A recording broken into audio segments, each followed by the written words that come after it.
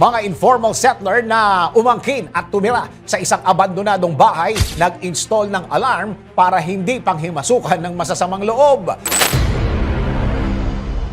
Isa ang pagkakaroon ng sariling bahay sa pinag-iipunan ng karamihan dahil hindi nga naman biro ang halaga nito. Pero ano ang gagawin mo kung ang pinaghirapan mong bahay tinitirhan na pala ng ibang tao? Ang masama pa, hindi mo naman ito pinauupahan. Kung ano ang kinahinatna ng mga nanghimasok na ito, eto, takot ang naramdaman ng mga residente sa lugar ng San Miguel de Pedroso sa probinsya ng Burgos sa Spain dahil sa pangamba na baka ang bahay na nila ang susunod na angkinin at okupahin ng mga informal settlers. Paano ba naman kasi merong grupo ng informal settlers na nanghihimasok o naghimasok at nanirahan sa isang bahay na halos 2 dekada ng bakante at inangkin ito na para bang sila ang nagbayad at nagmamayari nito. Ayon sa isang residente, itinapon pa raw ng informal settlers ang mga furniture ng nasabing bahay at pinalitan ang mga ito ng sarili nilang mga gamit.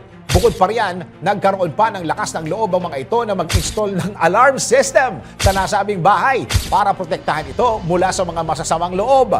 Suspetsa ng mga residente, matagal nang inaabangan ng mga informal settlers ang bahay na ito at nang makalipat dito ay sinubukan pa nilang i-register ito sa mga otoridad pero hindi ito pinayagan. Dahil dito, naging alerto na ang mga residente sa pagbabantay sa mga bumibisita sa kanilang lugar dahil sa takot na ang bahay na nila ang susunod na puntiryahin. Samantala, paalisin naman ng mga pulis sa mga informal settlers na yan matapos magsampa ng 3 reklamo ang may-ari ng bahay.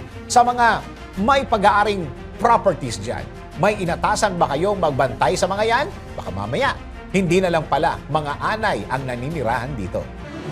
DWIZ Research Report. Report.